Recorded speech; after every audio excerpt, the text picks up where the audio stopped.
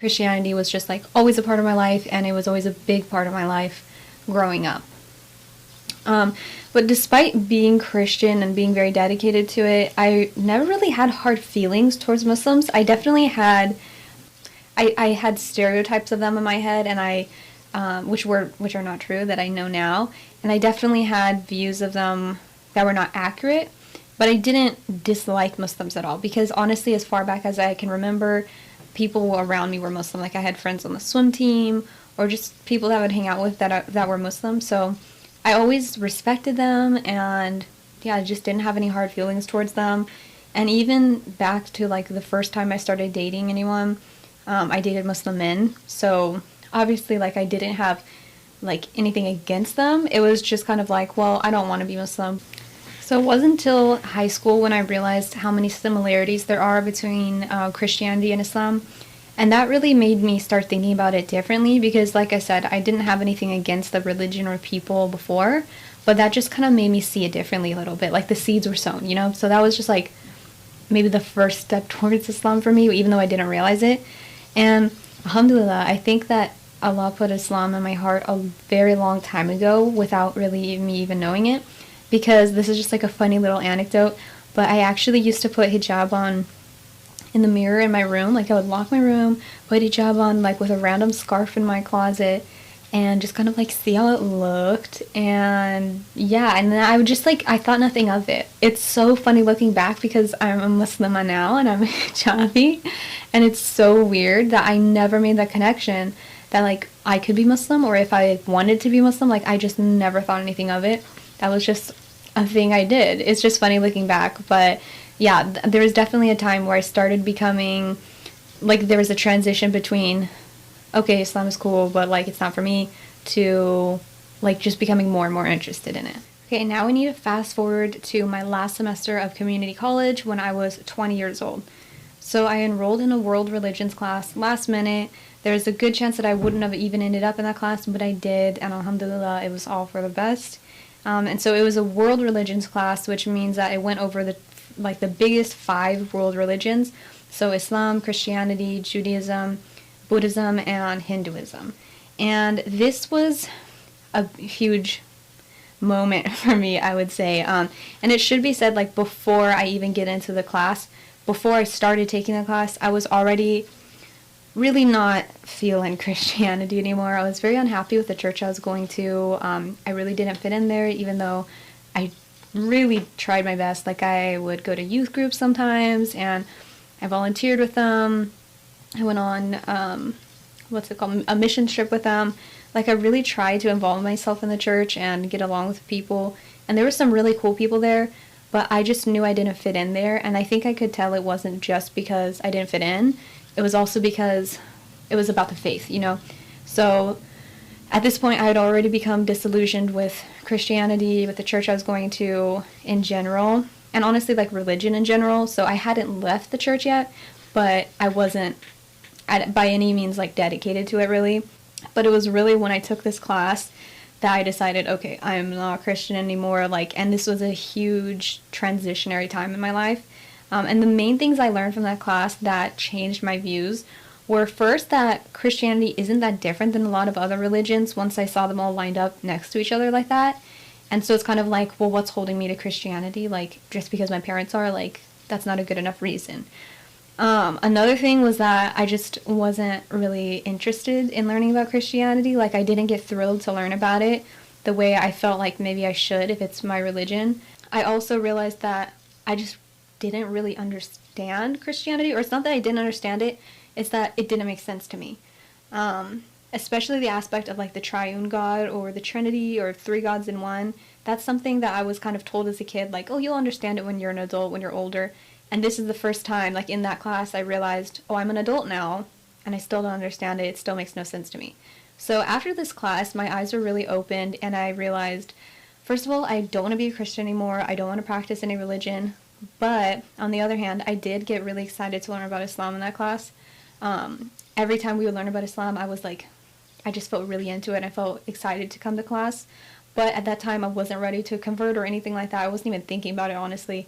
I just knew I don't want to be a Christian anymore. So for the next 2 years of university, I was really teetering between like agnostic and atheist, those two identities. And there was times that I was very into atheism and like skepticism. I still have books from that time, and I look at it now and I'm like, oh, it's crazy. I've come so far. Like, I've changed so much. And then other times I'd be like, oh, I think there is a God, but like I just don't really know if there's any religion I really want to practice. And honestly, I was so busy with school because I was at some points working 2 jobs. I was a research assistant, I was taking a lot of classes, I was, spending time with friends. Like, I just didn't even think about religion at that point. I really was just dedicated to finishing school and, yeah, just kind of doing my own thing. But during my last year of college, I started dating a Muslim man, and he absolutely never forced his faith on me or anything like that, which honestly I'm really glad he didn't, because if he did, I probably wouldn't be here today, because I never do anything that I feel forced to do. So I'm glad he was very hands-off about it. And during this time, it's kind of like a separate part of it, but it all plays into the story. I started having kind of like panic attacks on occasion. I'm not sure if that's what you call it, but I just started getting really bad anxiety from time to time. And I remember the first like episode or whatever you want to call it that I ever had. I was in bed and looking at the stars at night, and then just all of a sudden I was like filled with dread. I was just so overwhelmed about like just where we were all going and how short life is and how like big the universe is, and I don't know, I just felt so overwhelmed. And for the first time in a really long time, I thought, what I'm missing is religion. Like, I feel like that would kind of fill the hole in my heart.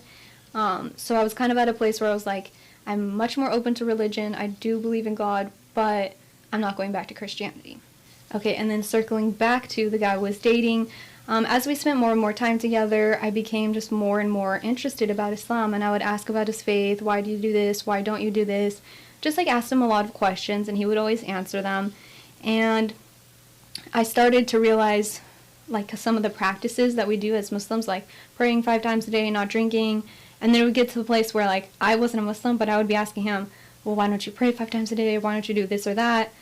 And then I kind of realized like, okay, I want to be a Muslim. I believe in this and I want to do this, but I don't really want to be a Muslim like him, if that makes sense.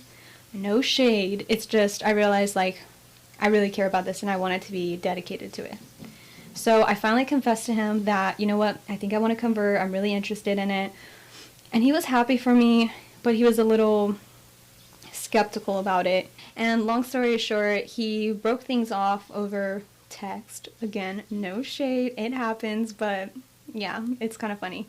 Yeah, and like he had several reasons for this, but one of them was that he kind of felt like if I became Muslim, then I would expect him to like propose or for us to just like become really serious, which definitely wasn't the case. But honestly, alhamdulillah, like I'm so thankful it happened, because so many things wouldn't be the way they are now if that hadn't happened, if we didn't part ways. So I'm very thankful it did happen that way, and I'm thankful that he taught me so much about Islam, because if I had never met him, I wouldn't be here, I wouldn't be Muslim. So I really can't have any hard feelings towards him. But yeah, I also forgot to mention, in January of 2019, I stopped drinking. And so now in January 2020, it's been a full year, alhamdulillah. I've been free of alcohol for a whole year. And I wasn't converting yet in January, like I wasn't ready to yet. But I did it early just to kind of get used to not drinking. So yeah, all of those things play in together. So the relationship ended, I had stopped drinking, and then 2 weeks after the breakup, I ended up saying my shahada with a couple that I had met from like a local masjid. Like I emailed them, I was like, hey, I want to convert. And we met up at a Starbucks, and they gave me a bunch of books, and I still have them today. And they asked if I wanted to say my shahada there, and I was like, you know what, I don't think I'm ready. Like, I want to think about it a little more. And then they were like, that's totally fine. So we met up on Friday, March the 13th. There's so much about this. First of all, Friday the 13th. Secondly, if you live in the States, you know what March 13th is. That was the first day of quarantine, or like that was the day where everything closed down because of COVID. So interestingly, that was actually the the first time in both of their lives that they had ever seen a Jummah prayer canceled, because this was Friday night, so it wasn't like midday. And yeah, so we didn't pray that prayer. We prayed Isha together, actually, and then we went to a separate room and I said my shahada. I definitely messed it up and had to go back, which was perfect for me. Honestly, I love that for me. But yeah, so that's how I ended up saying my shahada finally.